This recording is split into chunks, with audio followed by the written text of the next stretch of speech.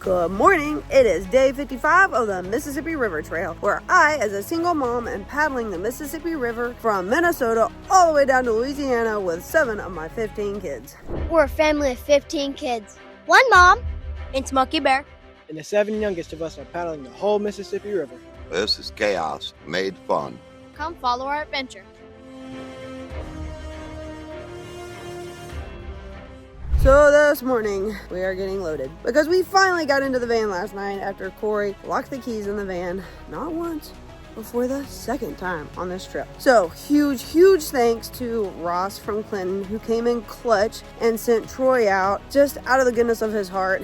Troy had all the things to be able to get in it, and after several hours, well, not several, a lot of hours of us trying to get in it, once we got to the fish hatchery, we were unsuccessful. And then the marina dudes helped us. They were cool. There's a marina kind of sort of next door. We're in a small town, so it's like way down the tracks. And they weren't successful. So then Troy came along, and after hours with him and dark pervaded, we got into the van. So we very unexpectedly camped at the fish hatchery. But fish hatchery's been way cool. No visits from DNR last night because it is DNR land with DNR trucks up there. But they've been way cool, and she waved at me this morning. But I did talk to her on the phone yesterday just to see if it was possible to come check it out. But it's a lovely spot. They're working on it. It's not finished yet, but they cleared a lot of land. Maybe it's new property to the state. I'm not sure. But they put up all kinds of little learning signs and boards. So it's a walking path through here where you can just walk and learn as you go. So very cool. No real fish though. That was kind of disappointing. I think they're planning to do that maybe. I'm not real sure. We never really got to talk to them yesterday. But anyway, it's a cool place, and it was a lovely place to camp and safe, and the trains went by all night. So today, the plan was to head to the Muscatine Button Factory, and that will wrap up our tour of the Quad Cities. But we were going to paddle down to it from where we were supposed to camp last night and did not. So there is no place to put in here. It is, let us go see, a levee. It is very much a rock levee, and we are not putting boats down that. So we have to drive to a boat ramp in which the marina said we are welcome to use it, but as long as we're shuttling, we're just going to drive to Muscatine, go ahead and do the Button Museum, and then set off from the municipal boat ramp of Muscatine and start our day. So it's going to be a good day. It's going to be fun. Opie, that's not oatmeal, loves buttons. She is fascinated by the button story, and the boys think it's pretty cool too. So rather than trying to skip that and just do miles, we are once again education, having fun with it, making sure they stay happy on the trail, and then doing what we do. So Button Factory today, and Muscatine supposedly has the world's largest watermelon sculpture. No idea what that's like. I saw it on Google Earth. So we're gonna go check that out and see if it's really the world's largest watermelon sculpture, and why. Just why. We have access to the van. We had a beautiful day yesterday, and the kids are so happy and still talking about all the stops they did and all the stuff we learned. So headed to Muscatine, gonna see a watermelon. Gonna go see a watermelon? Yeah. Gonna see a You watermelon. didn't tell them what happened last night, did you? Oh yeah. Oh, they know. They know. So Rip. gonna go see a watermelon and gonna go see some buttons, and then get on the water and paddle out of the Quad Cities. But it's been a beautiful little excursion through here, and we're paddling south. So let's go see some buttons and let's go paddle. Smoky's tip of the day. Smoky's tip of the day. Every click's a hooray. Good morning. I would like to address this morning some of the fears that I've been hearing. The first thing I want to say is fear can be your worst enemy. That is absolutely true. It can stop you. It can make you stop. It can make you do nothing. Fear can also be your best friend. If you are afraid of something, study it. Pay attention. Be careful when you go through there. Be smart about what you do. There's lots of fears out here in this world that can stop people from out having a good time. But I use fear as my friend. When I become fearful of something, I pay attention. I study it. Now, if you take a look, see this beautiful world out here? There's a beautiful world. There's a lot of people that just stay in their house because they're afraid of this world. Maybe there's a whirlpool. It might suck you down. How about the giant catfish that eat men? Well, I haven't seen the news article for that one. There is whirlpools, but most of the time your whirlpools are going to be during times of flood, or like the one we've seen on the video that was obviously made by a sluice pipe. Okay, so there's a lot of fear-mongering out there in the world, and this fear-mongering gets people afraid of, again, this beautiful world that's out here. So today's advice from Smoky Bear is let the fear be your friend, not your stopper. Get out in the world, enjoy the world. You'll see, if you pay attention to what you're doing, it's not that scary out here. You have to just pay attention. I've been out for many, many years, so it's probably fairly good advice. It's not like I'm making something up today. I've spent a lot of time out here in the wild. I've studied, I've been on top of the mountains, I've been under the ocean, I've been up and down, all across. I'll finish this up with, remember, fear can be your stopper or it could be your best friend. So study what you do, get out in the wild, enjoy this wonderful world. It's out here to be enjoyed. Once over, the fish hatchery campsite.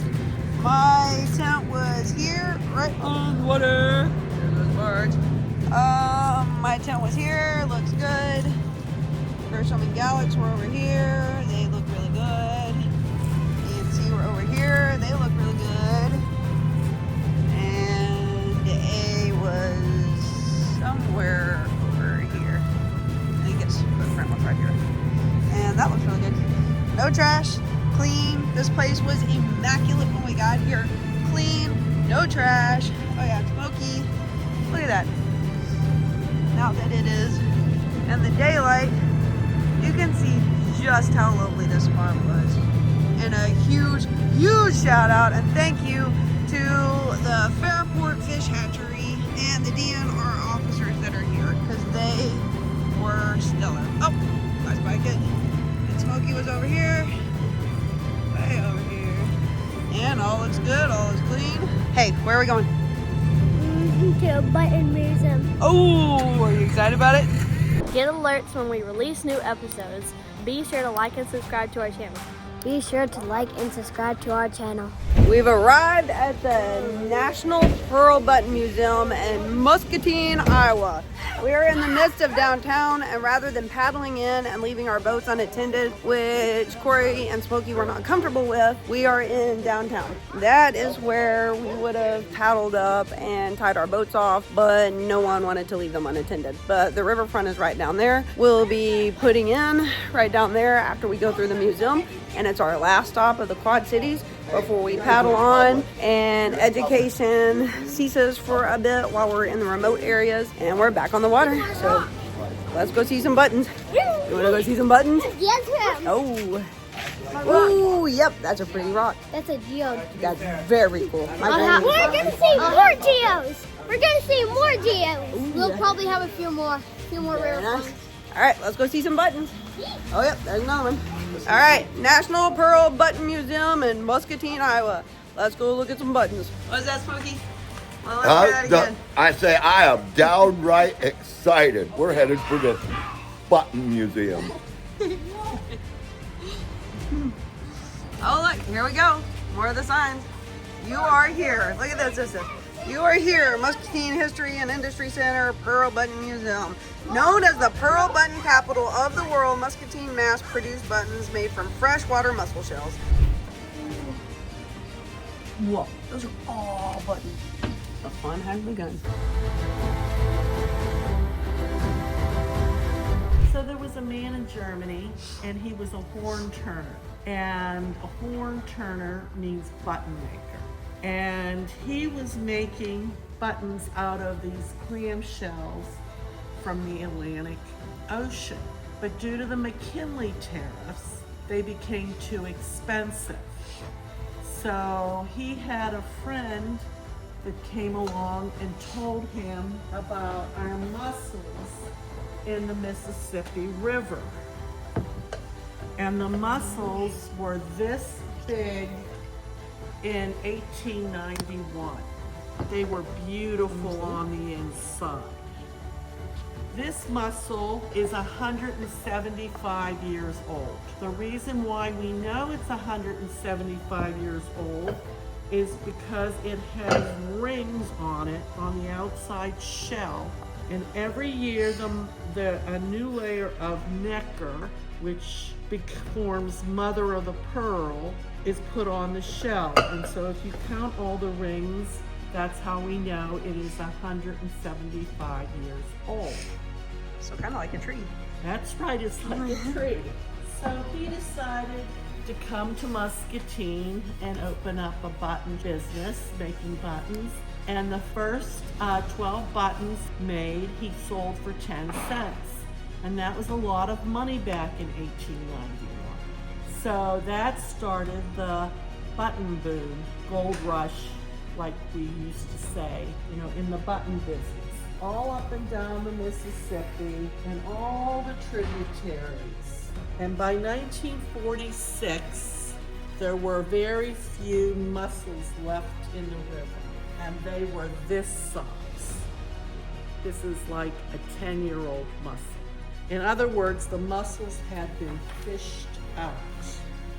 Now, what's the repercussions of the mussels being fished out? The water can't be filtered. That's right, the water can't be filtered. Evidently, you've been reading up on that, haven't you? We've learned our way as we've worked down the Mississippi, and this is one of the things that intrigues them the most.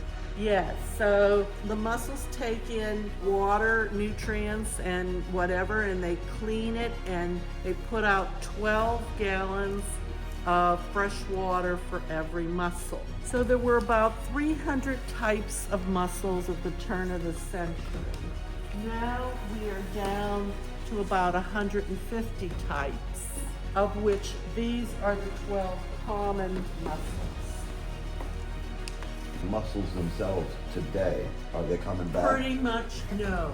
We're trying to They're reintroduce. extinct? Pretty much they're gone. That's why you can't take them out of the river. And they're trying to reintroduce them at Fairport Fish Hatchery, which is about We were just there. yeah, just north of here, and then in Wisconsin. They're trying to reintroduce them, but no, pretty much that's why the rivers and everything are all dirty. That was my next question. If the mussel population was thriving, the river would be much cleaner. Clean, it would be clean. All the waters were clean when we had mussels.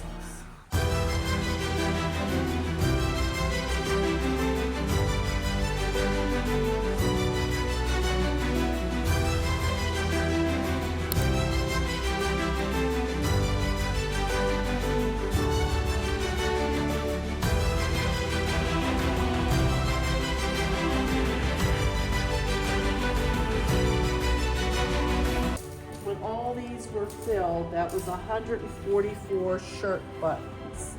And they were looking for buttons that weren't quite perfect so that they could get rid of them and put in one that was perfect. So these are the companies that now keep Muscatine alive because the pearl buttons are gone.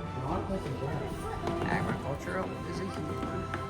They kept Pet Group, Precision Foods Group, Nutrition Group, and GPC. Also down there. Kickstarter right here. You got your dumper right here. You got your choke. And you got the It's like the brush hog, but it's a wheelbarrow. I know. See, this thing, they're throttle. It's just like the brush hog. A prime mover buggy. Smoky, where are we gonna go see? We just here. left the button factory. How exciting. Now we're going to see the largest watermelon statue in the world. I mean, I feel like Chevy Chase and National Lampoon's Vacation going to see the largest rubber band ball. I hope we don't get the fight with Wally Moose at the end of this. We have now wrapped up our educational experience with all the museums and the places in the Quad Cities. We end in Muscatine at the National Pearl Button Museum. That was cool. There are things that I didn't even know. So I'm gonna ask the kids what all they took away from the Quad Cities experience, and then we're gonna get back on the water and paddle south. So let's see what and if they learned anything. Let's hear it, Smoky. The Buffalo Bill Museum. All right, there I learned, I'm not sure whether it was Yosemite Sam that was first or whether it was Buffalo Bill that was first. Whichever one was first, the other one copied them. Okay, at the truck museum, I learned, honestly, that electric is not new. They had electric vehicles from the early 1900s, big trucks that were electric. And then I learned here at this town that the people kind of cut wood till there was no more wood. Then they cut buttons till there was no more shells. And now they kind of don't know what to do. It's a really cool town. I guess they're trying with the world's largest slice of watermelon, but I'm not sure if that's going to get them enough tourist industry to keep them alive or not. Maybe they need some oranges and peaches to go with it. You know what I learned? What I learned is that pearl buttons could not be washed. So when the rich people had pearl buttons, someone, typically they're handmade, whatever, took all of the buttons off before they washed them, the clothes, and then all the buttons had to be put back on. I cannot fathom that.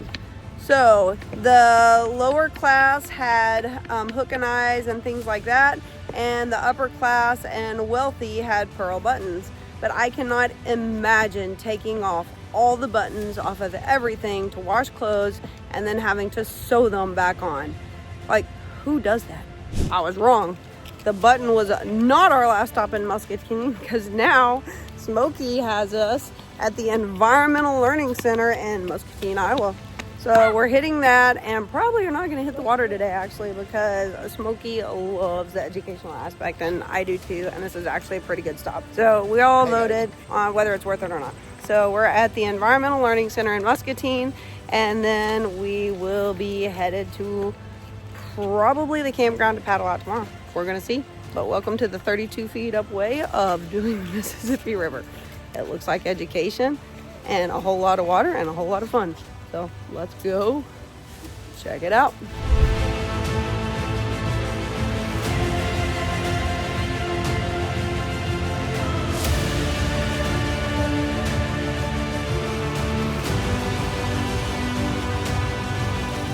Oh, look over here, guys. Amphibians and reptiles are all around us.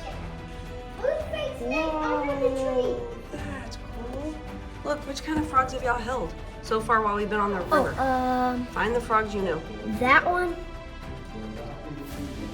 It's a spring peeper. Whoa. That's a salamander. That's a fat salamander. I got a salamander. Mom, I caught one of those. That is a Blanchard's cricket frog. Green frog. Mom, look. A snake. Brown snake. Which ones have you seen on this trip and on the AT? I think I've seen that one on the It's a 18. brown snake. A turtle. Ooh, a mud turtle. I've seen that. Now this is cool. Oh, see, did you read that? How to catch them? What? How to catch them. Look at that. I don't want to catch a bluegill. Well, it's telling you how to in the event you want to. Now this. Yeah. My kind of fish. Which one? Yes. That. Oh, yeah. Ooh, look at that one down there. Oh, the bluegill. Oh, that's a catfish. Yes, it is. It says, look for me in this aquarium, the farm pond. A channel catfish, a bullhead, a bluegill, a white crappie, a largemouth bass, a reindeer sunfish, and a black crappie. Look. Look, Lily, it tells you which ones are which after you find them. Ooh, this has a gar in it. Oh, yep, there he is. Oh, look, here's the two gar. Alligator gar and a longneck gar. Yo, this tank is too small for all these big fish. Look at the big fat catfish. A swamp rattlesnake. Ooh. Mom, come here, Oh, look. that's almost ours. We have western diamondback. That's eastern diamondback. That's the kind we saw on the trail. Mom, look. Mom, look. There's a snake back up in there. Oh, yeah. Oh, he's a pretty one. And then, Mom, look, there's a turtle down here. A speckled king snake. Look, a threatened species in Iowa, found in southern Iowa woodlands, grows 3 to 4 feet. A constrictor that eats rodents and other snakes. Look. Oh, it's a turtle. It's a snake. That's another long speckled king snake, and he is moving. 6 52-pound turtle.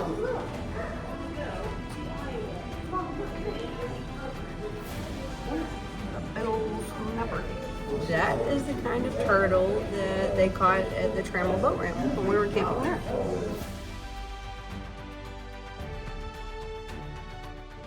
This is a snake that might live in the woodlands or in the prairies, so they're very, very camouflaged. What do you think about that, Grisel? Love it. Does she bite? Well, anything could bite, right? Even your pets can bite. I don't think she will, but I can't say for sure.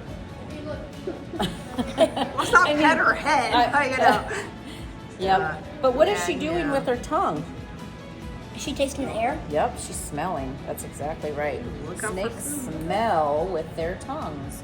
So the really interesting thing, we feed these guys mice. That's their favorite thing to eat. And as soon as we put that mouse in their cage, if they're one over here or there, put it right here, they can start smelling it right away because they have such good sniffers. She came from a breeder also, so she was born in captivity. We would much rather get animals born in captivity than from the wild. With some species, you can look at their tail. Oh, yes, ma'am. Yeah, so this is called the vent right here. And that's where they poop. And so the length sometimes can tell if it's a girl or a boy. But Oh, yes, ma'am. I don't know for sure. Yeah, babe, I'm gonna give. So you think it's a female? No one really knows.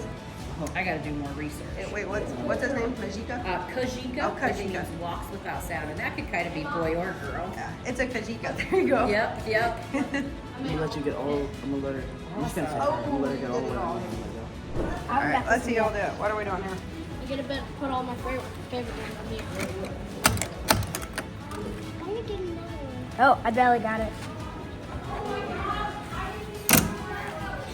One.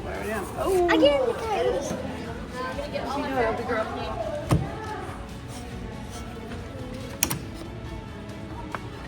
Ooh, you got a print?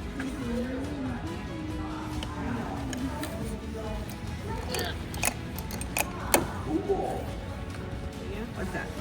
It's an ostrich. All right, wait. A No, turkey. It's turkey. It's turkey. It's turkey. Let's see. Those are the prints we saw in the sand. Y'all remember that? I am pretty sure those. Yep, those are definitely the prints we saw in the sand.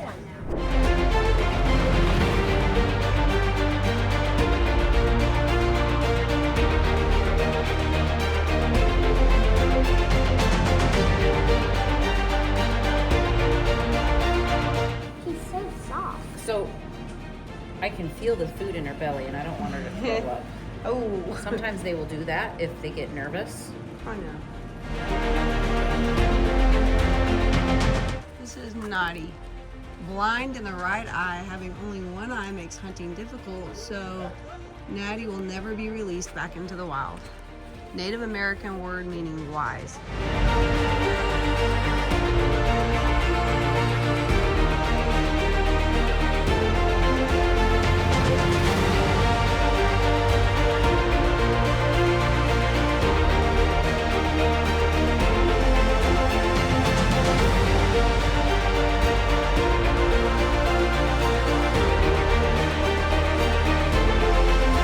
Names on paddles number 1. We got 6 of them to do tonight, so we're starting with a you.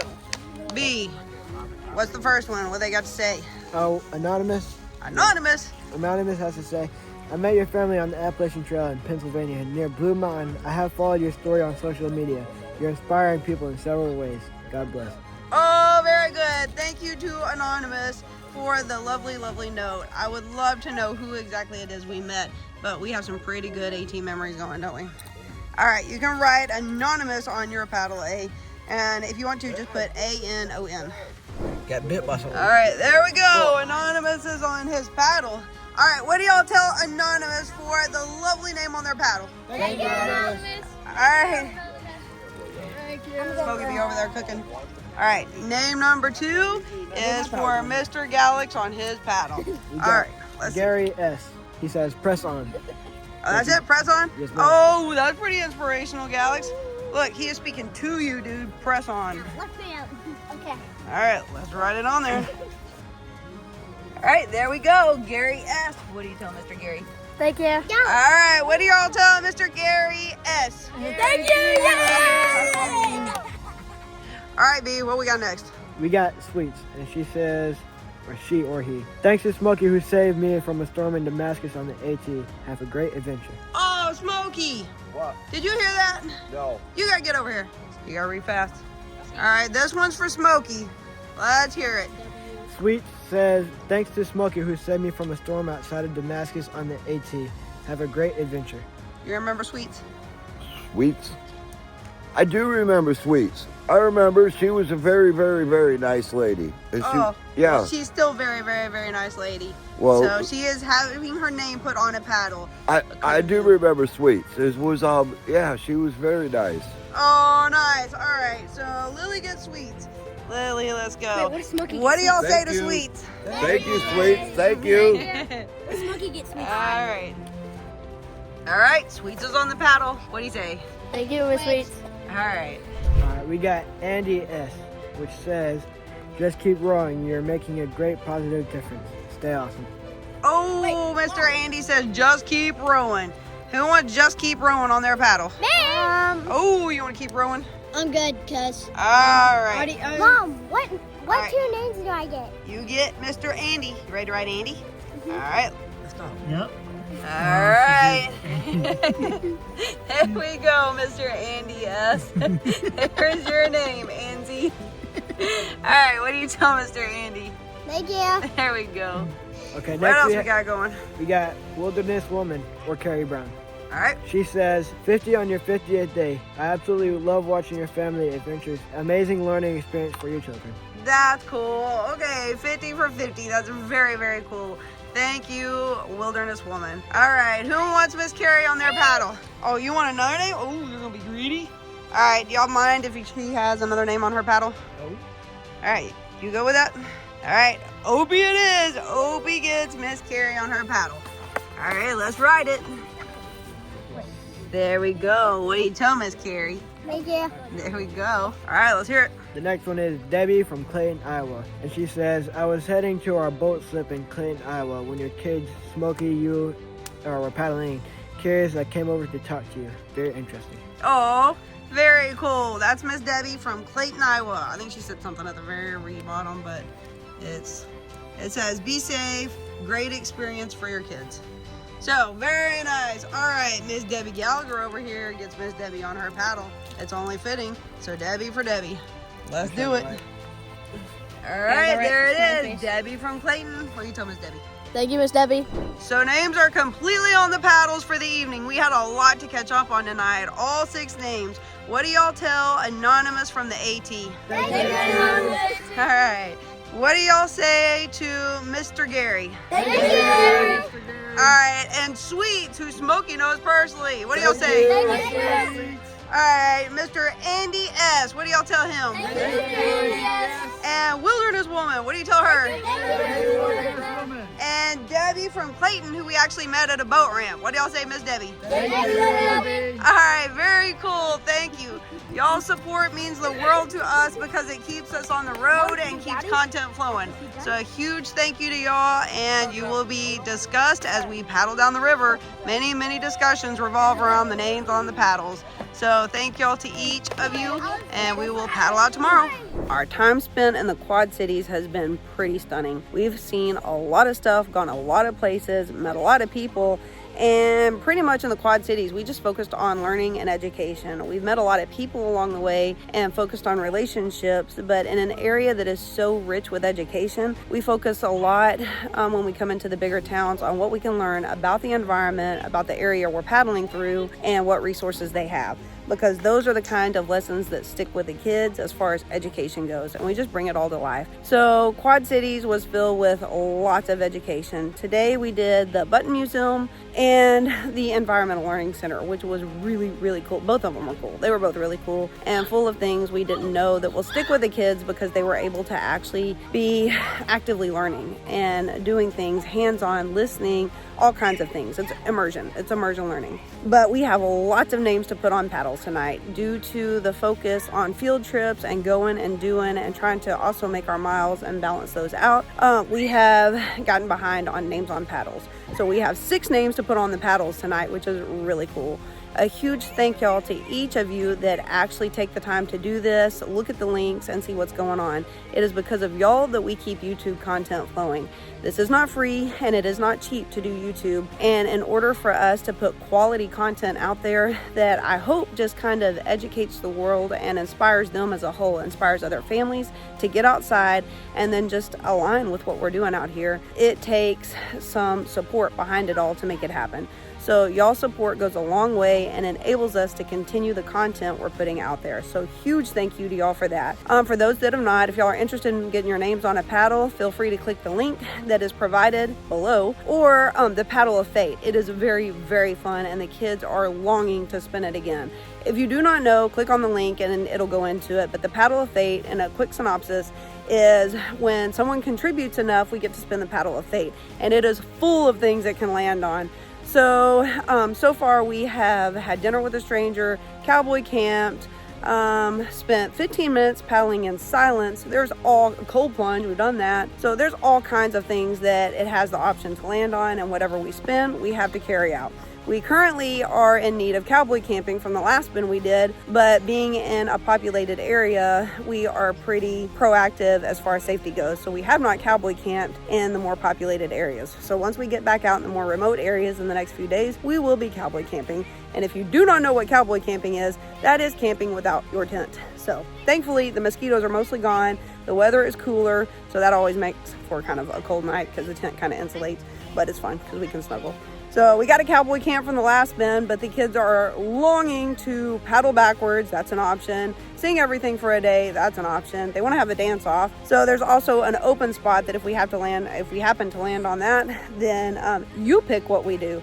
So Paddle of Fate is very, very fun, and we're very ready to spin again. And if you'd like to get your name on a paddle, like we're fixing to do over here, feel free to click the links. But we have 6 names, so a huge thank you to all of y'all that continue to support, contribute, and make this possible. So let's go do some paddles. What do y'all tell Smoky for dinner? Thank you, Smokey. That's a huge dinner. Smoky's love language is cooking. All right, guys, get one. I'll take the tin foil.